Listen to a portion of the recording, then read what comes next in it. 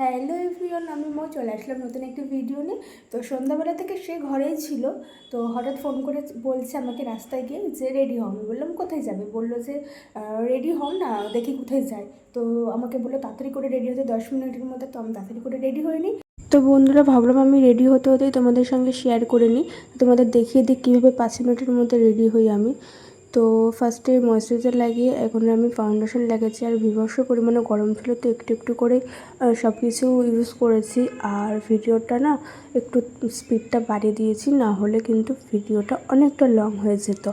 আচ্ছা, গরম পড়েছে, যতই মেকআপ করি না কেন সেই গরমে ঘেমে স্নান হয়ে যাওয়ার মতন। আর সত্যি কথা বলতে এসি চালালে, এসি থেকে যখন আমি বাইরে বেরোই তখন আরও বিভৎস পরিমাণে গরম লাগে, বলার মতন না। তো দেখো আমি এখানে লিপস্টিক ইউজ করছি। আমি কিন্তু সবসময় দুটো কালার লিপস্টিকই ইউজ করে মিক্সড করে লাগাই। তো যাই হোক, অনেকটাই তাড়াতাড়ি করতে হবে, যেহেতু আমাকে 10 মিনিট হাতে টাইম দিয়েছে। তো এখন প্রায় 8:15-20 মতন বাজে।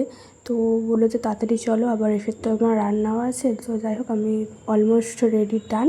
তো এবার হলো আমার সেই বিভৎস চুলের পালা। আর বললো না, চুল ওইটা একদম টাকলা হয়ে গেছি আমি গাইস।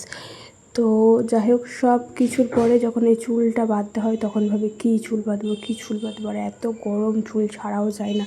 তার কি করি, একদম চুলটারে একদম টাইনা টুইনা নিয়ে তারপরে একখানা বড় খোপা করে একদম স্বর্গের ওপরে তুইলা দিই আমার চুলটারে। তো যাই হোক, তোমরা দেখতে থাকো, আশা করছি তোমাদের ভিডিওটা ভালোই লাগবে।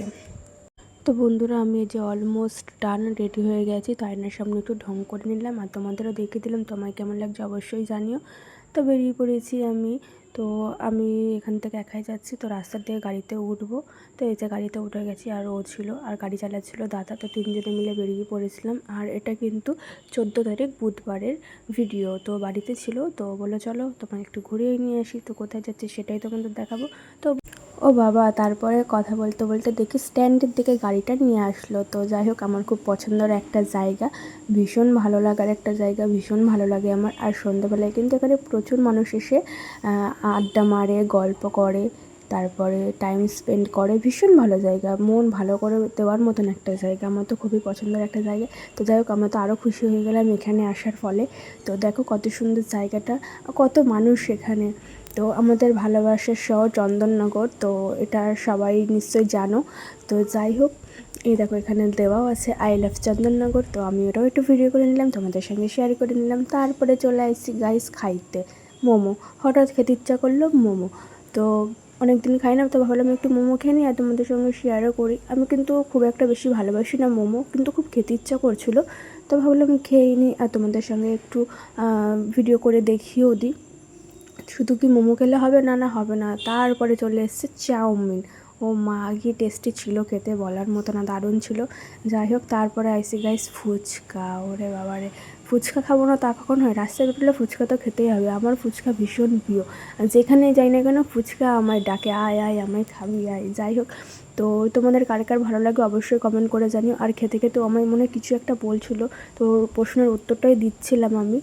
তো যাই হোক, ও খেতে চায় না খুব একটা। তো আমি বললাম যে তাহলে আমার এখান থেকে খাও। তো আমার ওখান থেকেও একটা খেয়ে নিল।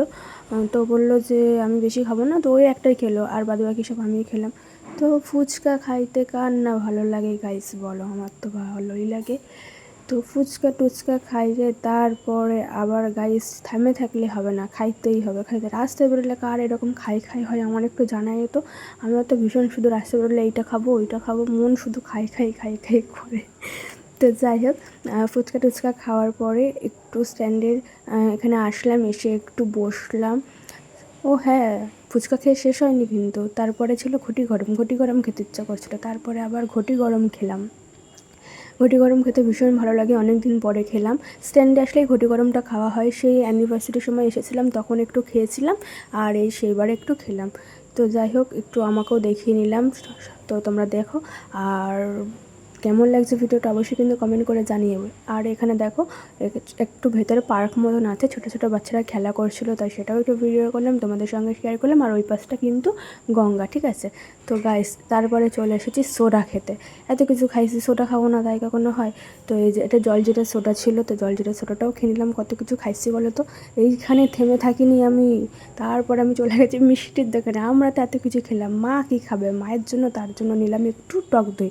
মা টক দই খেতে খেতে ভালোবাসি, একটু টক দই নিলাম। আর শুধু টক দই না, আমার জন্য নিয়েছি পান্তুয়া। পান্তুয়া আমার ভীষণ প্রিয়।